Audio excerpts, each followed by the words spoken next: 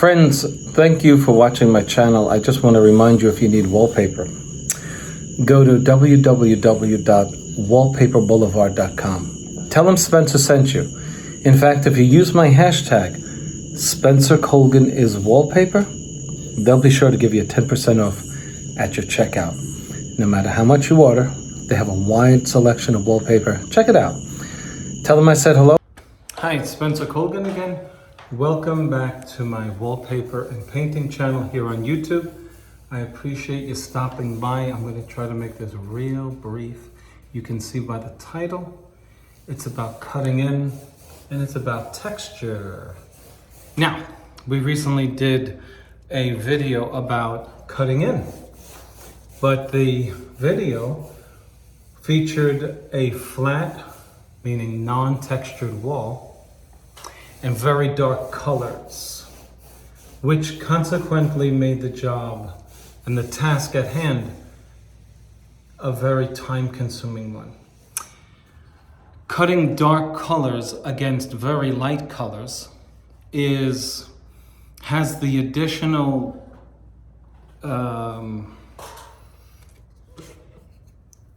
obligation of making a perfectly straight line. You will know how crooked your lines are if you're painting very dark paint against a very light ceiling or vice versa. Let me show you here. As you can see behind me, I'm painting a very light color against a very light ceiling.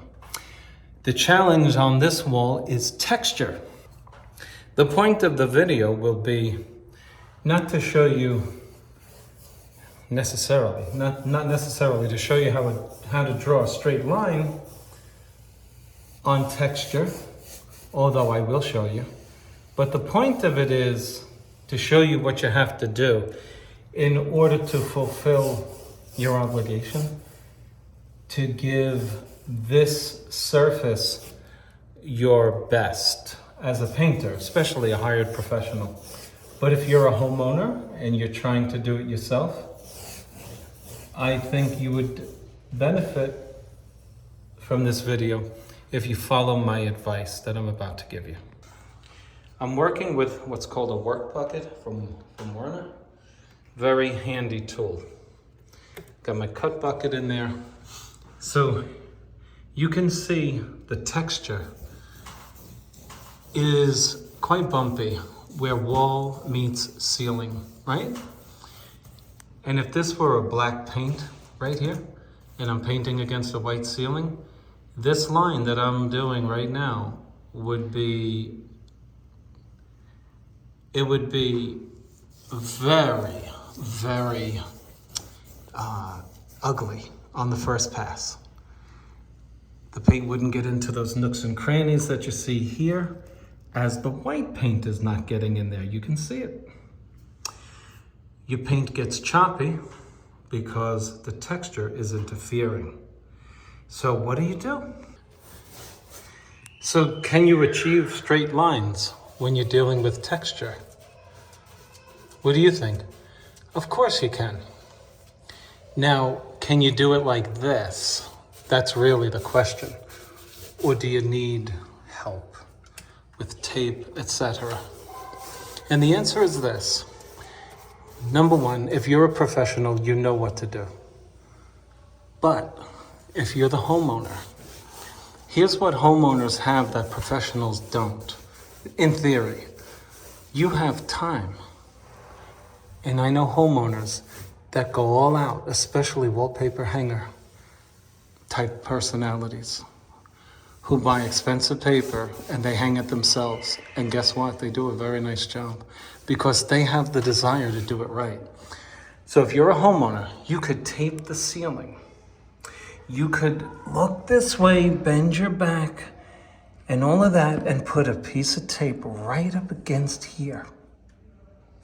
And then you would seal this edge in the corner with caulk. And then you would paint the wall right up against the caulk and pull your tape. But as a professional painter, here is how I do it. I don't care if it's dark paint I'm working with right now or this off-white. Here's how I do it. I keep coming closer and closer to the ceiling. I want to get a good foundation of paint color just underneath the corner, okay? All right, see what I'm doing? I'm bringing my brush up near the corner. Not yet though, just still filling in this area. Because here's what this texture does. It creates drag. It's gonna drag my brush and make it go slowly. So what I'm doing is filling in the paint that's old and very porous so that it doesn't create drag on the first pass. Now I can do the corner where corner meets ceiling. Now, I come right up against that ceiling. Here's what I do.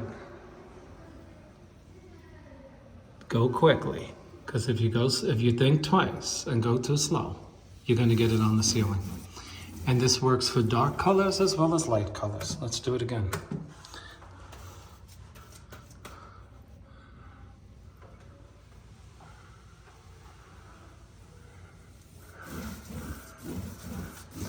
Now,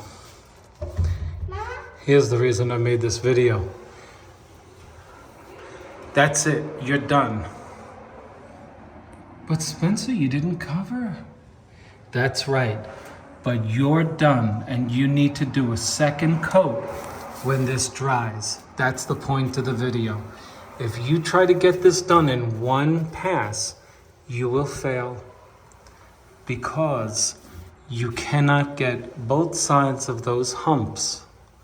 And each little piece of texture is itself a little hump, a little mountain. You see how I keep passing this area to no avail? Then I gotta go this way. So here's what you do.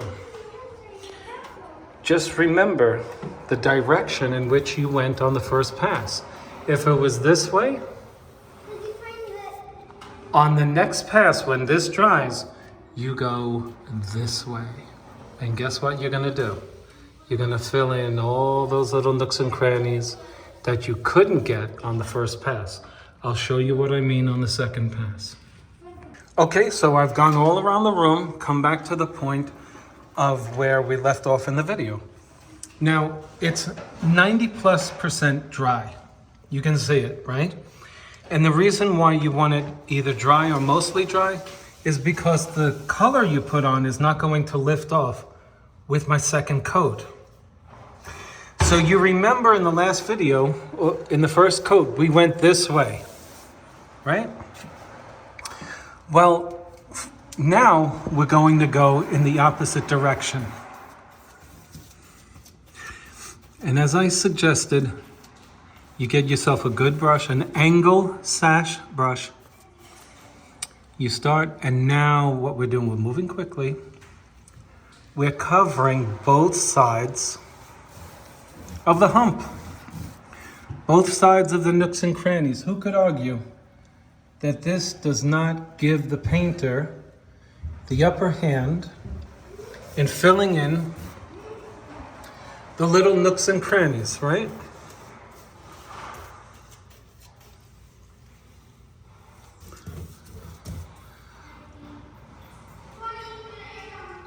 So what I missed on the first go-round, I'll be sure to get on the second.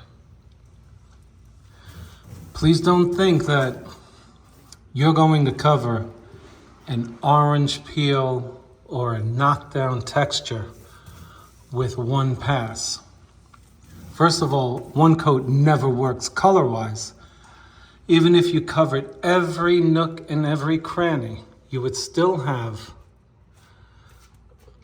a color differential at the top here, because two coats are better than one. Okay? So even though I went back and forth there, because depending upon your texture, you need to fill it. And two coats or two passes may not be enough, so you need maybe on the second coat to even go this way again.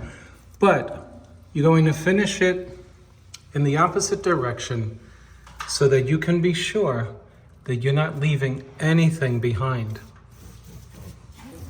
and going in two different directions, one on the first and then the second one after the first one has dried, will give you the greatest opportunity to say that all of your texture has been covered correctly.